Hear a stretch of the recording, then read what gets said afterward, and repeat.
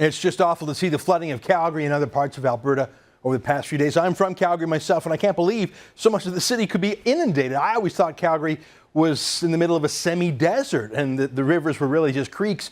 But I guess that's the thing about deserts. A heavy rain quickly turns little creeks into torrents, even if it's just for a day or so. I looked at the map of the flooding, and my old condominium that I used to live in downtown was in the flood zone. And this is a picture of the restaurant I worked at when I was a student. I can only imagine the stress and the hassle of tens of thousands of Calgarians as they clean up and pump out and try to salvage what they can. And so much of the downtown office towers were inundated too. The idea of pumping out 5 stories of underground parking lots full of water is terrifying to me. I wish the city and the province well. I'm glad that the death toll has been so low. Just 2 people, if I read reports correctly, who were carried away by raging rivers. I wish my fellow Calgarians all the best, and I know that their courage and self-reliance and community spirit will prevail.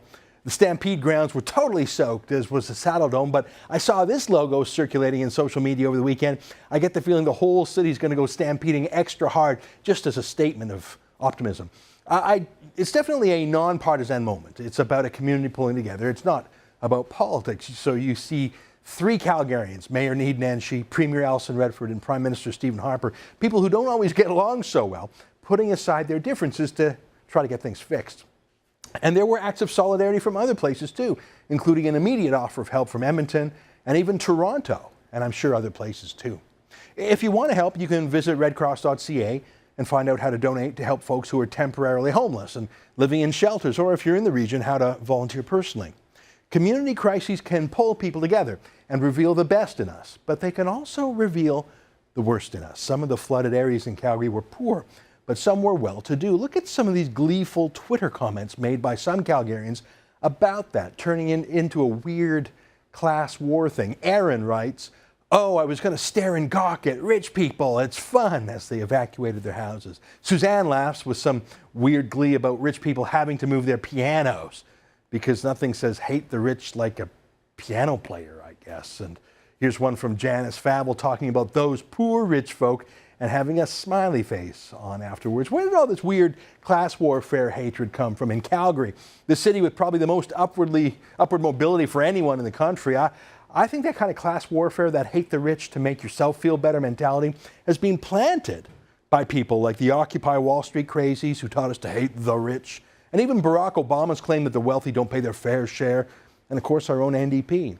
And the thing is, it's only a short hop from thinking thoughts of class warfare greed to publicly laughing about it on Twitter to looting evacuated houses. And I heard a report of that on the radio over the weekend. It was just one report, though.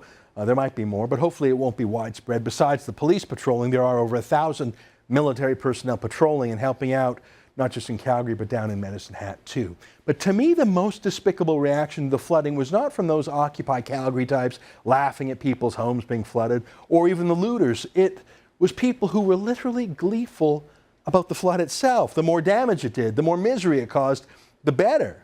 It reminded me of the tasteless comments made by Pat Robertson and Jerry Falwell after 9/11, who blamed the terrorist attacks in part on gays. Remember this? I really believe that the pagans and the abortionists and the feminists and the gays and the lesbians who are actively trying to make that an alternative lifestyle, the ACLU, People for the American Way, all of them who tried to secularize America, I point the thing in their face and say, you helped this happen. Well, I totally concur. No, those guys are wrong. They made similar comments about hurricanes later, too. They were wrong then, too. Now, of course, America was attacked by terrorists on 9/11 and because they were terrorists. And hurricanes are natural disasters. They're not political retribution. And it's a bit presumptuous for any mortal man to claim to speak for God, co-opting an act of nature, an act of God, or even an act of terrorism as their own political proof point. And remember the Westboro Baptist Church, that homemade pretend church run by Fred Phelps? He takes the same weird approach to a whole new level. He and his wackos actually protest in person at tragic events like funerals of American soldiers with signs that say, God hates fags and God hates America. You know who I'm talking about? Anyway, his point, it's a crazy point, but it's his point, is that any tragedy that befalls America is because America is so gay. So a soldier being killed is because America is gay friendly, or even that school shooting in Connecticut was God's punishment for America for being gay friendly. That's his argument. Now, we all know how tasteless those protests are and how crazy they are. Well, what do you call the gleeful anti-Alberta gloating by environmental activists these past days other than Canada's version of the Westboro Baptist Church?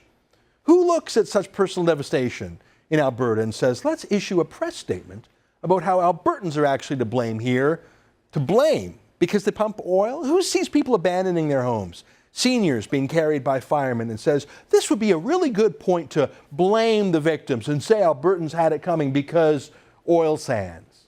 If Jerry Falwell and Pat Robertson and Fred Phelps are nuts for blaming hurricanes on gays, what about when Greenpeace and the Sierra Club and David Suzuki do the same thing about this flood? And for the same reason, really, their cult-like devotion to the religion of extreme environmentalism. You may think I'm joking or exaggerating. I am not. On the weekend, I made my point about eco-freaks going all Westboro Baptist Church. Here's what I wrote. I wrote a tweet about it. But then Sephora Berman, a senior executive with Greenpeace, immediately wrote back to me publicly saying, there is, in fact, a connection between floods and oil and climate change. Now, Berman is not a scientist. She's a professional agitator. Her chief claim to fame, she boasts about it in her official biography, is getting arrested and charged criminally for her anti-forestry antics in BC. But she says the rains and the snowmelt in Alberta is because of oil? She even went further, suggesting that the Conservative Party of Canada, which had to cancel its convention in Calgary, is personally to blame. Now, it's not just Mother Nature or Gaia or God or whatever Berman believes in. Not only hates oil in Alberta, but actually hates a particular political party too. Sorry, how's that different from Jerry Falwell or Pat Robertson or Fred Phelps? It wasn't just her. Here's Paula Butis. She wrote that the oil companies caused the problem, so they should pay up. They caused the rain. They caused the melting snow in the mountains, did they? Now, who is Paula? Is she a scientist? No, she's a lawyer in Toronto, but not just any lawyer.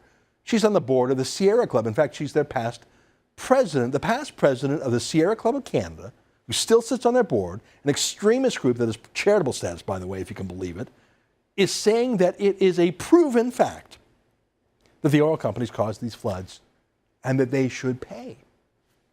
Now, if she was a religious leader, people would call her a freak and a vulture and a blamer of victims and a media whore and generally someone who should be marginalized in society. I mean, substitute oil companies for gays and you get my point here. It's like Fred Phelps, but she's actually respectable company, at least with the media party, just like Greenpeace is. David Suzuki is the same. He couldn't contain his glee as this scientist rushed out to link the floods to global warming, except that, of course, in the theory of global warming, there are supposed to be droughts, not lots of rain. There was supposed to be not a lot of snow, not extra snow in the Rocky Mountains. Suzuki's full of it.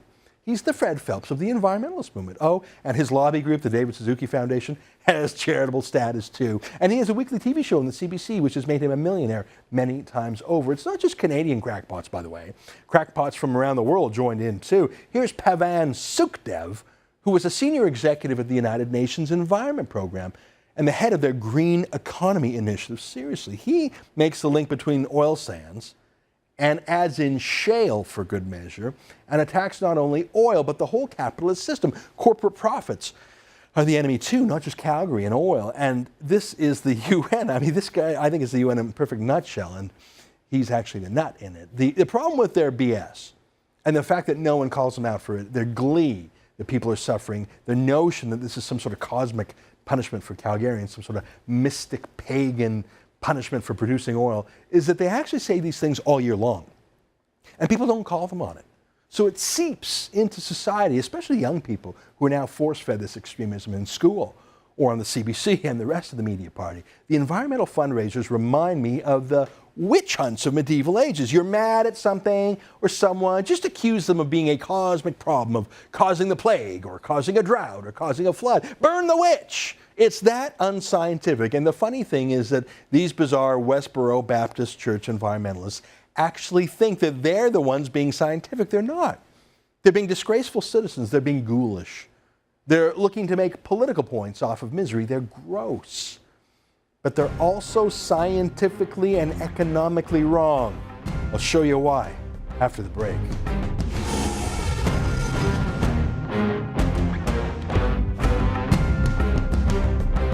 So all the Fred Phelps of the environmental movement aren't saying Alberta was flooded because of the gays. They're saying Alberta was flooded because there are oil people there. But let me prove to you just how wrong they are, just in case you're not as sure as I am, because you've heard their BS for so long, maybe you've actually come to start to accept it. Their theory works like this. When you produce oil and burn it in your car, it releases carbon dioxide, and that causes global warming. And that creates extreme environmental events. Now, it's true that burning oil releases carbon because pretty much everything on Earth is made from carbon. You and I are made from carbon. Plants are. Maybe you've heard the word carbs, as in carbohydrates. Yeah, all our food is carbon too. So, yeah, burning oil releases carbon, but just a tiny fraction of the natural release carbon in the atmosphere each year. And of course, the oil sands emit only 45 megatons of CO2 a year, or about 6% of Canada's man-made CO2, which altogether is just 2% of the world's CO2. So 6% of 2%, which is a tiny fraction, and then all of that is a tiny fraction of natural CO2. Here's another way to compare it. China builds 2 or 3 new coal-fired power plants every week. Now that's more CO2 than all 100 oil sands companies combined.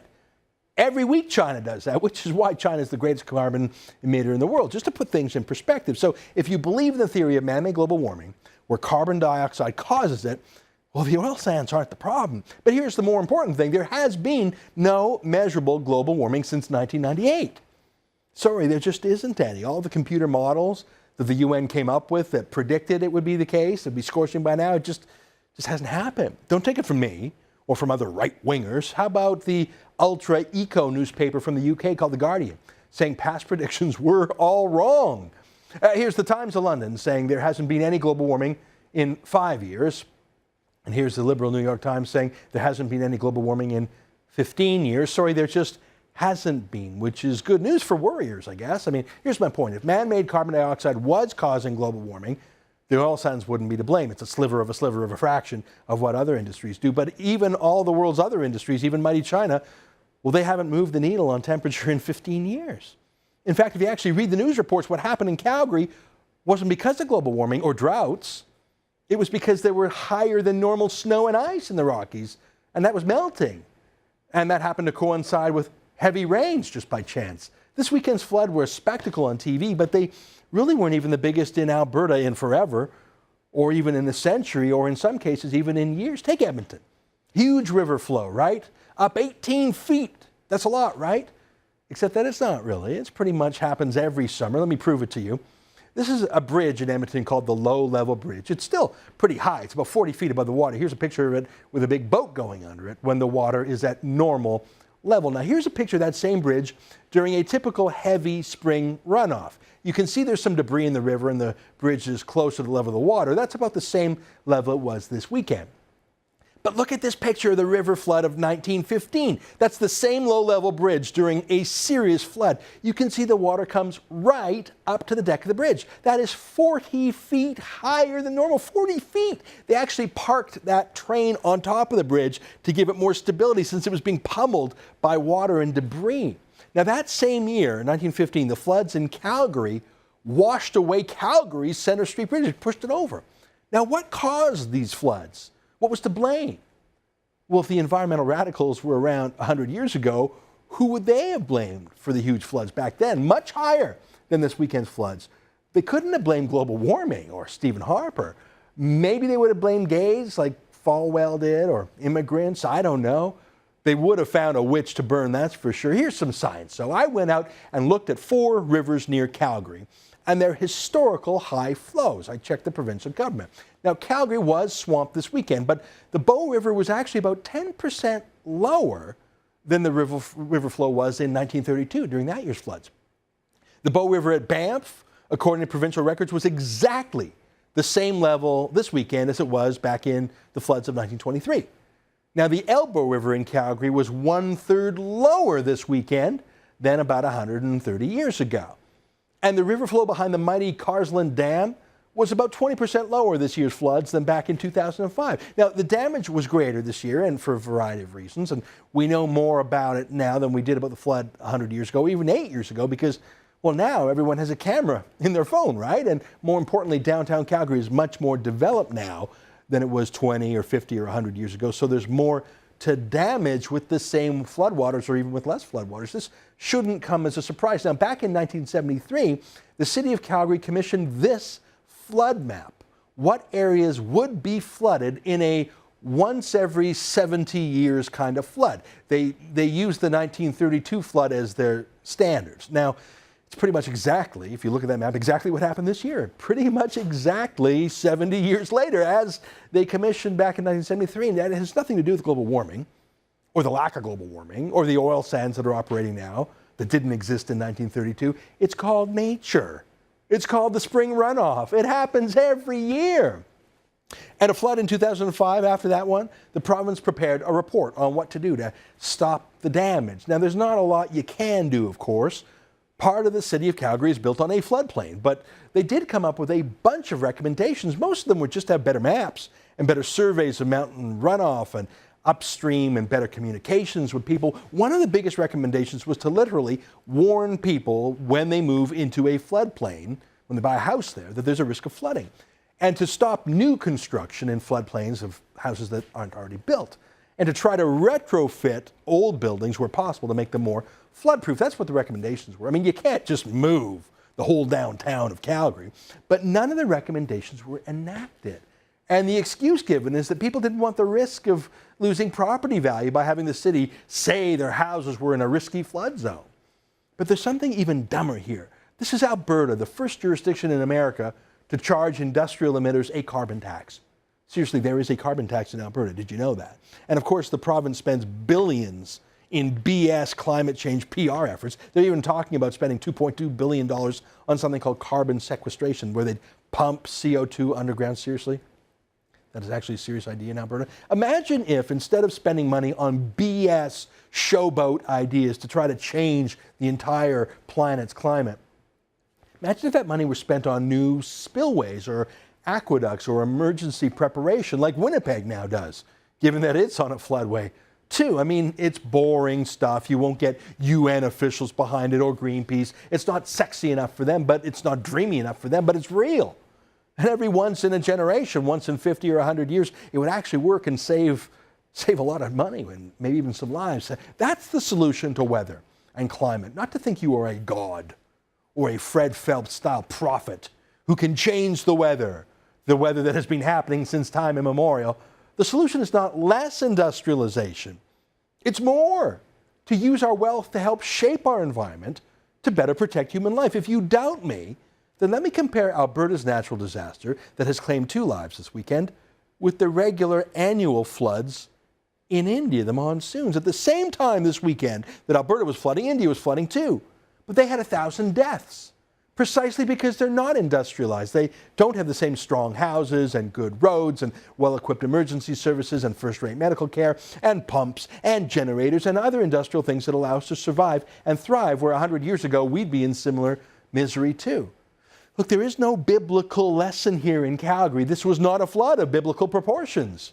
It was a flood of a low-lying part of town, just like happened in 1932. Just like that engineer's map in 1973 predicted would happen. The only thing is, instead of thinking like great industrialists, instead of building dams or waterways or stronger buildings, we gave that money and that attention and that moral authority to the snake oil salesmen of our generation, who told us to spend it on wind turbines and solar panels and Al Gore, and told us to pray harder to the pagan gods of climate, and that maybe the annual river runoff would stop if we did. Nah, those are false prophets, just like Fred Phelps is. What puzzles me is that we still treat Greenpeace and David Suzuki and the Sierra Club as polite company instead of the superstitious hucksters that they really are.